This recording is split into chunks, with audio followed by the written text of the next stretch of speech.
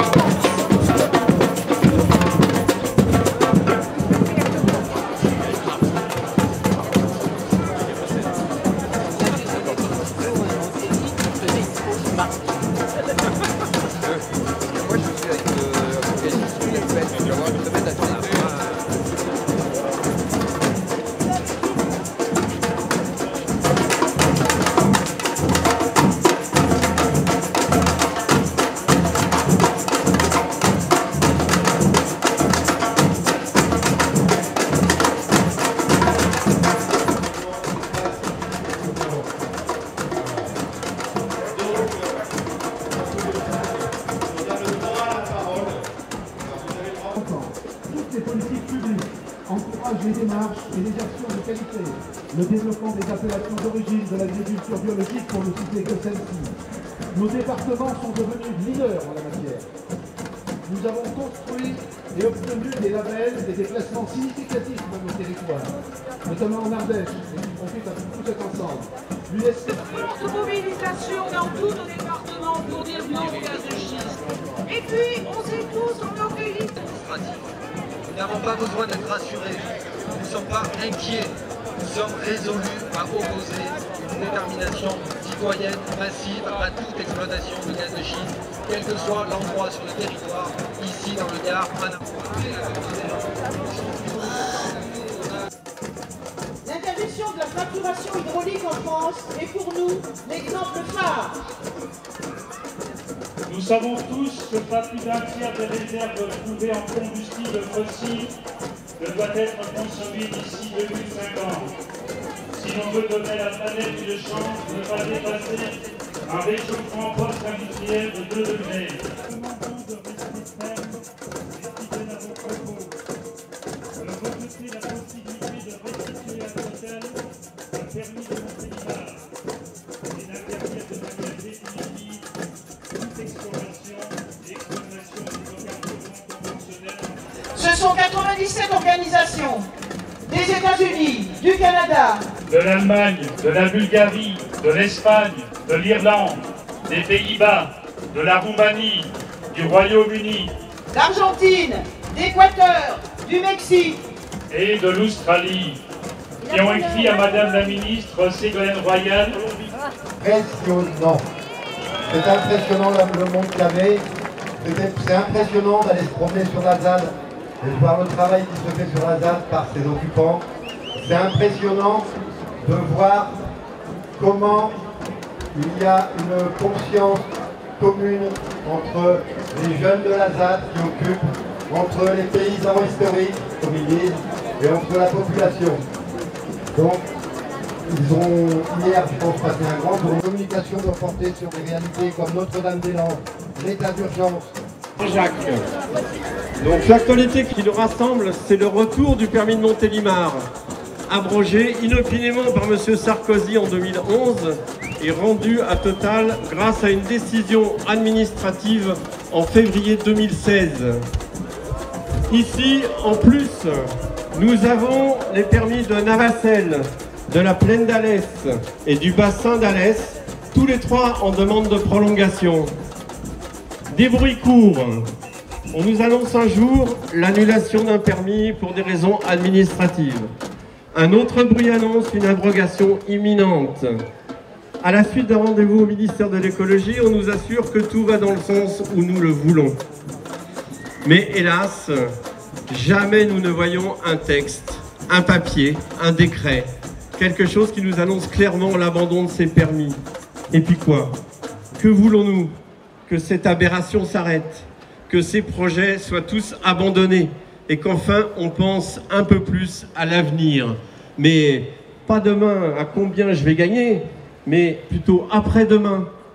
Comment nous allons vivre dans un environnement sain et consommant une énergie propre et renouvelable. 5 ans, ça fait 5 ans que nous nous sommes engagés dans ce combat contre les spéculateurs et les pétroliers.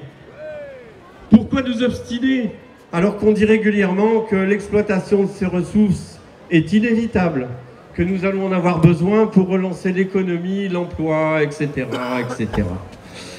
En fait, pourquoi nous battons-nous? Parce que nous voulons vivre. Nous voulons vivre dans la dignité, plutôt que résignés dans un paysage dévasté. Nous voulons vivre en toute quiétude, en préparant l'avenir de nos enfants. Nous voulons vivre dans un environnement sain. Nous voulons vivre en nous foutant un peu de leurs profits, car nos vies valent bien plus, mais vraiment bien plus que leurs intérêts financiers.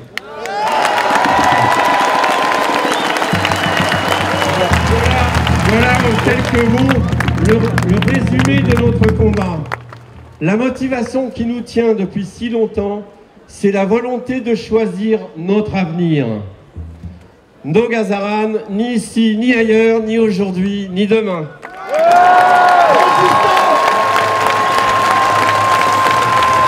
Je laisse la parole maintenant à un des maires engagés de la région.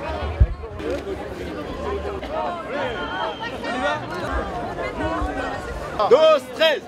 Ils veulent rester dans ce pays pour travailler, gagner leur vie, qu'ils soient venus, qu'ils y soient nés. Depuis longtemps ils en rêvaient, de la montagne, de ses forêts, de ses rivières, de ses vallées. Le gaz tranquille sous la terre, dormait depuis des millénaires, sans jamais faire chier personne. Voilà qu'une bande de milliardaires viendrait ici tout foutre en l'air, pour la franchement ils décollent. Pourtant, que la montagne est belle, comment peut-on s'imaginer en voyant voyant un vol d'hirondelles, que les emmerdes vont commencer. Avec nos mains, faut qu'on arrête cette connerie, cette conquête, folie de gaz et de pétrole. Il faut qu'on leur fasse comprendre qu'on ne se laissera pas prendre à cette bande de guignols. Qu'on est plus fort que leurs milliards et que tous leurs pétrodollars, ils peuvent se les mettre où je pense. Car s'ils veulent trouver du gaz, c'est bien par là que ça se passe, avec beaucoup moins de nuisances. Pourtant, que la montagne est belle, comment peuvent-ils s'imaginer, en voyant un vol d'hirondelles, qu'ils vont pouvoir nous acheter